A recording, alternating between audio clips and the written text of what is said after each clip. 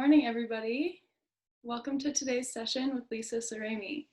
My name's Jessie, and I'm on the Access Elite team that has brought this event to you today.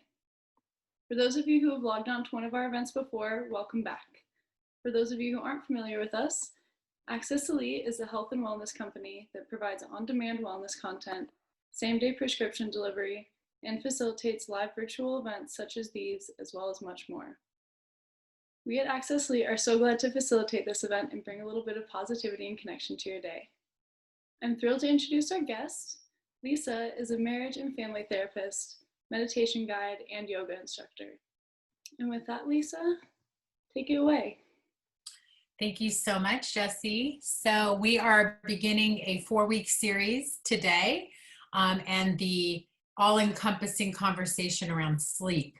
So without further ado, I'm going to get our presentation going. Today we're going to, in the first part of the series, we're going to work on just some basics around sleep. And one of the big factors with sleep is stress. So we'll brush up on stress a little bit today also. We'll also get into some statistics around sleep and some basic things to lay a foundation about sleep. So as we move forward, we can link everything together. So let's just start with what is stress, the definition of stress. It's really the body's reaction to a harmful situation or a threat, whether it's an actual thing happening or it's a perceived threat. There's a chemical reaction that it ignites within our body. The reaction is known as fight or flight, and we'll actually be talking about how even when we're sleeping, sometimes we go into that space of fight and flight. And the things that happen is during a fight and flight response, our heart rate will increase, our breath kind of quickens, our muscles begin to tighten, our blood pressure rises. So if you've been in some of the previous sessions where I've talked about our nervous system, and I think we've even had sessions on stress, this is just a state that our body can go into, and there is a very tight connection with sleep, which is why I'm reviewing it here. We can actually handle small doses of it. We're designed for that. What we're not equipped for is this long-term chronic stress that many people feel. So how do we know that we're stressed? So I'd like us to maybe look at that, the way that we might experience stress in these different 3 categories. It can happen to our physical, actual body, whether it's through disease, lack of sleep, an acute injury that might happen. And by the way, as we're looking at these 3 different areas, you also want to think about how they're interrelated, right? So we might have something happen to our physical body, and then that stress can also bleed into and begin to form maybe in our mind or our emotions. So we have the stress of anger, for example, in the realm of emotions. It could be anger, it could be sadness, it can be anxiety, it could be worry, it could be fear that we're feeling. And then that connection also to our thoughts, our mind. Maybe there's a deadline that we have, maybe that you're working through something and it's leaving you up in your mind a lot, and that's creating a lot of stress. And then of course, when those things are happening, as you could imagine, it's going to affect our physical body as well. And then the third category is, really, how do I know I'm stressed when it comes to my energy or my spirit or my soul? So I want you to think of this category more of a place where we're facing our existentialism.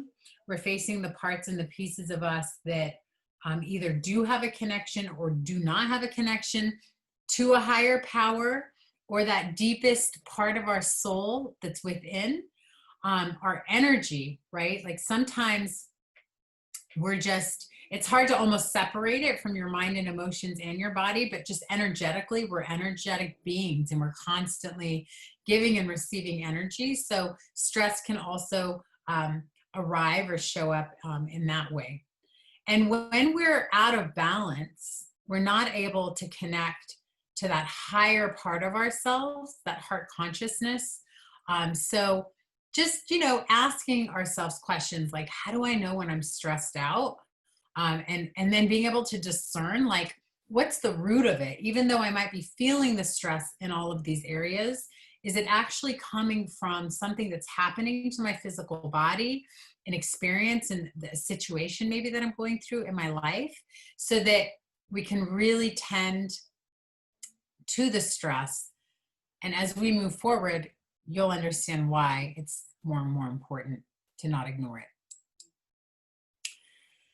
Right here is a really good reason, because if we were to just look at how does it affect our actual physical body, every single system in our body is affected when we're stressed. It affects our brain by impacting our mental well-being, maybe putting us into those states like anxiety, depression, irritability, really having a difficulty managing our mood, or feeling kind of like a brain fog. It can affect our skin. It can affect our cardiovascular system, which most of are probably familiar with the impacts it can have on our blood pressure, our heart health, our cholesterol levels. It also can actually create a lot of inflammation, which then bleeds into our joints and our muscles, and it creates tightness throughout. In the gut, when we're in that stress state, our stomach actually is going to have a hard time digesting food, because it thinks that we're in a place where we need to either be ready to fight or flee. So it affects the way we're able to digest food, whether it's slowing down the process or speeding up the process. Our immune system gets affected. Our reproductive system gets affected. It can actually affect things like our sex drive, our libido. For women, it affects or creates havoc just within our own cycles as a woman. And then there is a release of hormones, right? We actually have like a pharmacy in our brain. So we're constantly trying to protect ourselves. And when we feel threat, we automatically, without our conscious mind, are going to start to release things viscerally and hormones in our body so that we can best protect ourselves. And just like to reiterate that being in that stress state on a chronic basis is where it becomes an issue. It's okay to experience stress once in a while. It helps put us into action, right? So that we can tend to the things that might be at the root of our stress. So I'm going to now shift into sleep. I want to talk a little bit about our circadian rhythm.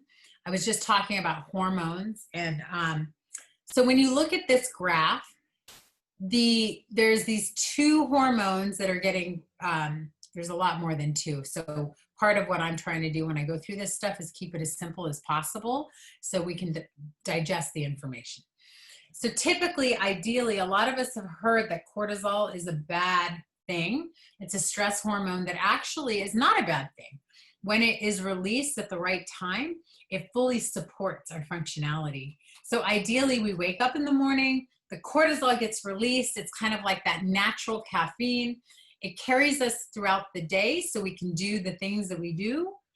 And then ideally, start to come 5, 4, 6 o'clock, the cortisol production begins to drop, and we start to move into that next phase of our day where we're now starting to move towards the close of our day, right? Now, as that's happening, melatonin is doing the exact opposite. So as the melatonin production increases, it sets us up for sleep.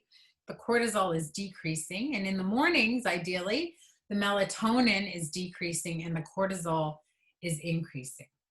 Unfortunately, because of the chronic stress that we're experiencing as humanity, this circadian rhythm is not always performing in this way.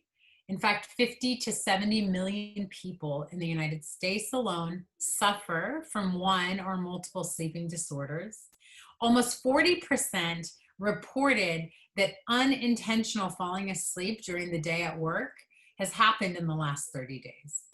And an estimated 10 million are totally even undiagnosed, right? That means they're not even bringing it to their healthcare teams or to any professionals. So let's now dive into the stages of sleep, because sometimes it's not just how much sleep you're getting, it's the type of sleep that you're getting, the stages of sleep that you're spending time in when you're sleeping. So ideally in the beginning, that first stage is a stage where we're starting to just kind of be drowsy and we're transitioning between wakefulness and sleep.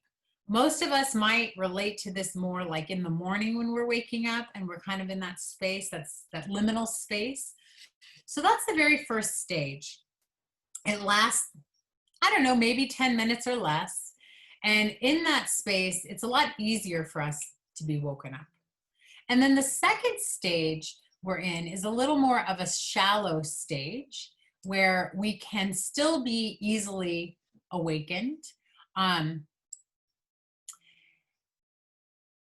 But it's not the rich part, the rich stage of our sleep is actually when we go into deep sleep. And I'm just noticing that the image I have on the left has different numbering than the image I have in the middle. So just ignore the numbering. Just know that you go from light sleep to moderate sleep, and then from moderate sleep to deep sleep. And the more we go down into those deeper levels of sleep, obviously the harder it's going to be to wake us up. These cycles last about 90 minutes. The image to the right that shows the sleep stages, I have a Fitbit. And for those of you that have one, your Fitbit will actually give you this information. So if you're curious about what your cycles are and what they look like, this is kind of the image that your Fitbit will give you. And you can see like that awake red part is, it happens throughout the night. We don't always remember that we're being awake. Typically in the beginning, depending on your patterns, like this person's pattern, it's a drop into light sleep and then a drop into deep sleep. And when I was working with them, they were saying that even usually it's a straight drop into deep sleep, which I would say maybe that's their body letting them know that they really need that deeper sleep. There's also something called REM. Now, REM is that light blue area that we're looking at on that sleep stage graph to the right. And when I had mentioned earlier about stress and the sympathetic nervous system kind of kicking in, putting us into that fight and flight response, when we are in REM, this is when we dream. And when we are dreaming, the frontal cortex, so in our brain, we have what I call the caveman brain, which is the limbic system, and then we have the frontal cortex. The caveman brain is the part of our brain that is like a lizard or any other animal. It's very much about survival and protection, and it is literally that part that kind of activates us into that fight and flight space. Now, the frontal cortex is the part of our brain that helps us determine or be able to distinguish between if something really is a threat. So for example, if there is a, I'm going to use a trauma example. If somebody has trauma in their history where maybe they've been raped or they've been hurt, let's say by a male, somebody who has had that trauma and sees maybe a male that has some of those similar qualities coming towards them, they're going to maybe go immediately into a sympathetic state, that fight and flight state. It's the frontal cortex of our brain that gives us the ability to look at that person and to reason. Okay, yes, it's a man, but this is not the same man that trauma happened with. Or yes, I feel threatened, but it's not a tiger that's threatening my life. It's somebody who cut me off the freeway, right? So that's the way kind of the brain works. And when we are in a dream state, which is that REM state, the limbic part of our brain becomes more active and the frontal cortex goes down. So when we think about dreaming, for example, you know, in reality, we can't breathe underwater and we can't fly, right? But when we're dreaming, we're able to have these experiences if those things are really happening.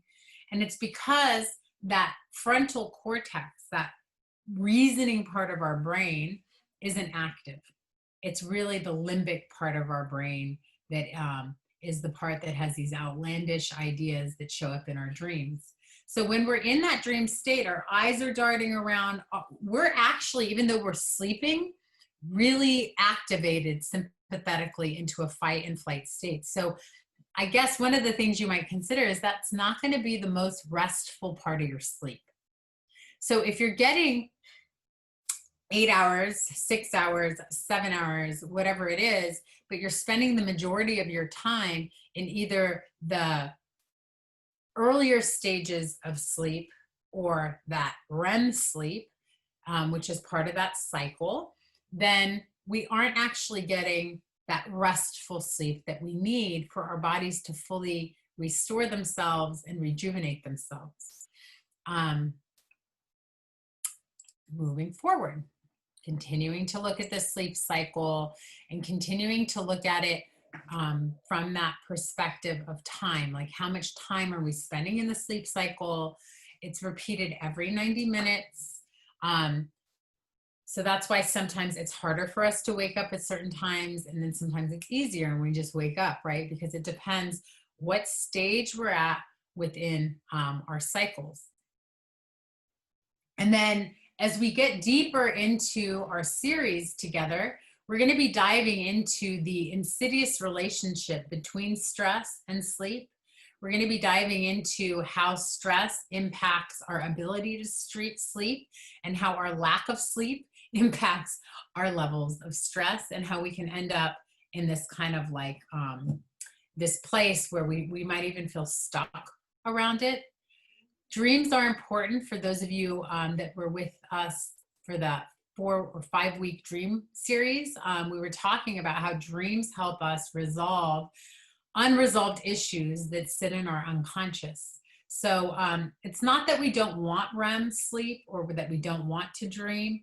That is okay. It's just we want to make sure that when we are able to look at our sleep cycles, that we are getting that deep sleep, that we are getting that that stage where our body goes into repair.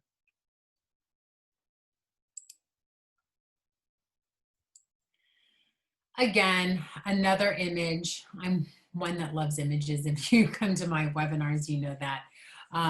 Of these different stages that we go through. And in this particular image, it says 90 to 120 minutes. The deep sleep, I think part of why I wanted to pull this one is because it talks about growth hormone. And it's kind of a buzz thing out there. Some people are looking for ways to increase that hormone, that growth hormone inside of them. And sleep is a way to do it. So the stress sleep cyclical loop that I was talking about, I just wanted to give you an image so that you can kind of understand again what's happening from the hormonal standpoint. So CRH, corticotropin releasing hormone, is released from our hypothalamus and it's released to our pituitary.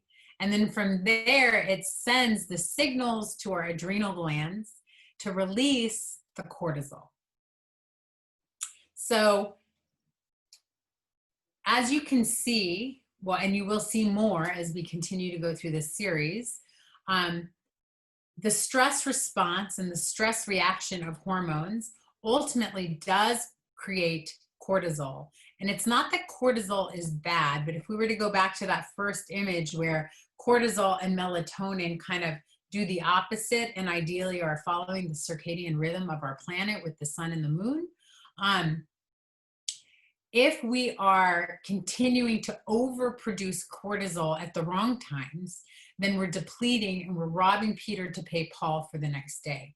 So for those of you that struggle with sleep and have gotten into routines where now you become reliant, let's say, on the caffeine or some kind of stimulants. Whether I'm speaking to the stimulants that wake you up, but there's also stimulants that put you to sleep, right? So sometimes we're using stimulants to help us sleep, right? Whether they're sleeping pills or even some of the natural stuff. Obviously, natural is better. But we start to get into this pattern where we begin to rely on outside stimulants to manage the levels of cortisol and melatonin that are set for our circadian rhythm. So one of the biggest disruptors is when we have unpredictability. And I'm going to give you an example of this. People that work in healthcare or that do night shift kind of work. I feel like a lot of that is in healthcare. Although sometimes they're on call, right? So sometimes you can actually get some sleep while you're working a night shift.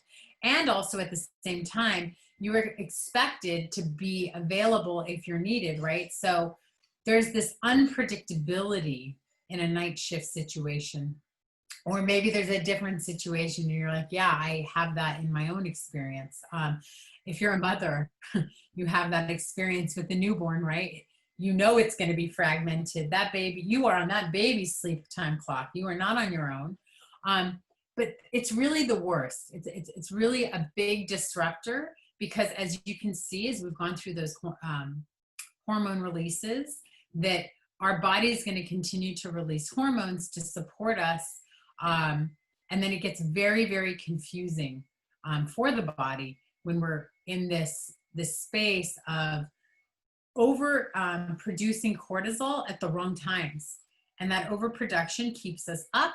And then in the morning when we need it, it's not there. And we have to go to the usually upper type stimulants to get our day going.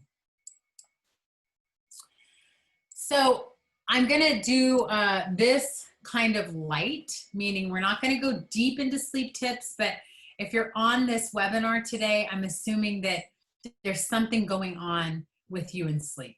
So I do want to give you just some takeaways today so you can really just start to look at your own rituals and patterns and see if making some of these adjustments starting as early as now, not having to wait to the end of these series, might make a difference. So blue light, so like for example, the glasses that I'm wearing right now, there is a blue blocker on these glasses. So maybe when I'm even looking around at times, you might see like almost like a purple tint for my glasses. So a lot of us, we're spending time in front of the computer, we're spending time on our phones, we're watching TV, but our sleep ritual is not to set ourselves up to sleep like a baby. We're watching TV, we're letting this blue light in, and it is an absolute disruptor to our hormone production and our ability to sleep. Ritual, we have them anyway. We just don't necessarily bring our consciousness to them. So really taking a moment to look at what is your ritual? Sometimes I'm working with people and they're watching the news right before they go to bed or going to sleep to the news and wondering why they're having a hard time sleeping or having disruptive sleep. Well, if your ritual is like, I like to use the example, like if you had a child and you were getting ready to put your child to sleep, what would you do? You would make the room dark. You would make it calm in that room. You would create an environment for that child to be invited for sleep. And the bed would be for sleep. It wouldn't be for work and the 100 rods of other things that we end up sometimes doing in our bedrooms or in our bed. So it's really important to just take a moment and look at like, what is my nighttime ritual? What do I do? What is my morning ritual? It's not on there, but your morning ritual too, right? Are you going straight to the coffee pot in the morning? And how is that an indication of what might be happening within your inner self, your body, in relationship to sleep and getting the amount of sleep that you need?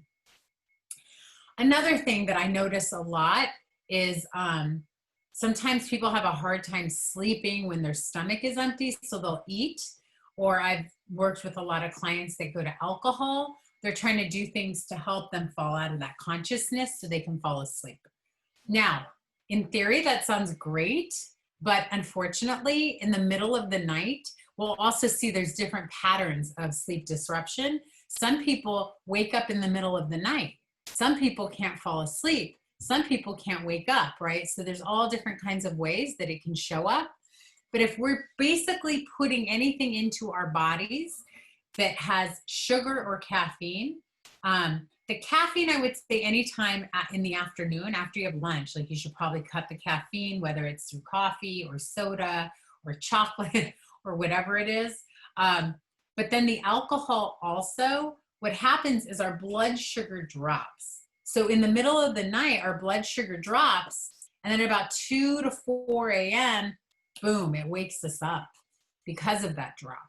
So we want to try to give ourselves a little bit of space before we go to sleep and leave the belly empty, and try not to overdo the alcohol, because it'll most likely wake you up. And I think one of the other things that's really important, and it's a big piece that I speak to a lot of with clients in a lot of different applications, is just being conscious about what we're letting in. You know, we're energy, and we're constantly interacting with the energy of the things that are around us and outside of us. So like I had mentioned, the news, it can stimulate a stress response. It can put us into a fear state. In fact, most of the news, that's how they stay in business, is to keep us in that fear state, constantly tuning out, not tuning in to what's happening. The other thing could be like what you're reading, the people you're hanging out with, any of the activities that you're doing in your life. Just being conscious about what are you allowing in energetically. Do you have some kind of way of releasing the things that are heavy or not yours, so that you're not taking them with you to bed? And all of that is going to affect your ability to fall asleep or not fall asleep.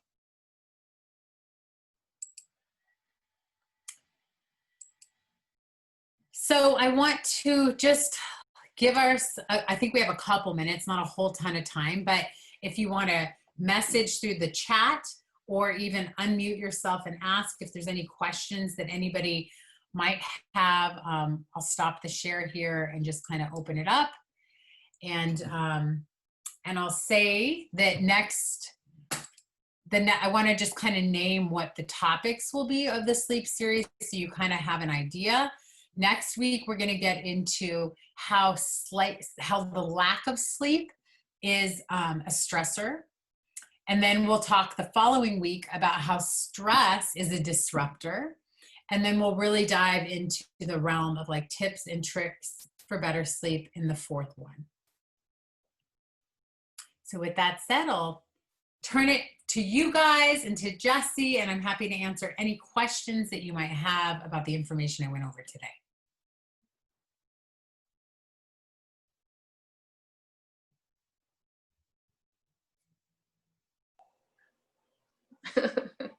Hi, it's me again. At this time, I have no trouble to sleep, actually. Okay. Yeah, but friend of mine, many of them have trouble to sleep. It's a chronic, actually. Yeah. And some of them, it's not regularly. But when they cannot sleep, they try to sleep. And then they think that not sleeping is not good. So one time I suggest, if you cannot sleep, just wake until you feel sleepy. But she said, no, I need to sleep. I need to sleep. It's more stressful, I think. It's this very insidious cycle, because if you begin to get stressed out, first of all, you're already stressed. If you're not getting sleep, your body's physically stressed. And then you're getting stressed out because you can't sleep, which is creating more stress because you're getting more lack of sleep. And you can end up in this kind of insidious cycle around it. So there are ways that you can work with that. And we'll really break that open in a lot of detail on the last one. Maybe I would, if they're really having a hard time, invite them to join. Because I think, Jesse, can't they, if they're not like in a membership or something, can't they just hop in for $5, I think, if there's like a particular webinar they want to watch? Yeah, I think you can pay per session as well. Yeah, So invite them to join us. Of course, I always will slightly review what we went over today, but we'll be diving into those topics that I mentioned, like how is the sleep deprivation a stressor, and then how is our stress a disruptor of sleep, and then what are some tips and tricks that we can implement in our lives to get better sleep. Okay, I will talk with her. Thank you. Yeah, good to see you. Thank you. Good to see you too. Camille doesn't have any questions. Thanks for being here, Camille. With that said, Jesse? Sweet. Well, thank you, Lisa. And thank you, everyone, for joining us today. I love your classes every week, Lisa. They're so applicable, so appreciate all of your knowledge. If you love today's class, you can sign up for her next one, either on the mobile app or on accesssleepnow.com. And should you have any questions, comments, or concerns, please don't hesitate to reach out to me directly at jromine@accesssleepnow.com. Thank you so much, everybody, and thanks, Lisa. Hope you guys all have a great day. You too. Thank you.